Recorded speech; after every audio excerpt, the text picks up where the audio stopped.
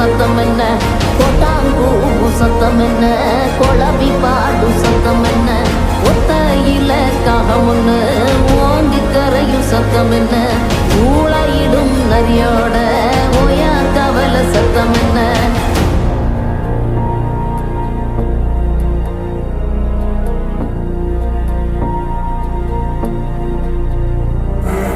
மல்லிதா கத்தும் சத்தம், பணஞ்சால காத்து சத்தம், திருநாயின் ஊழ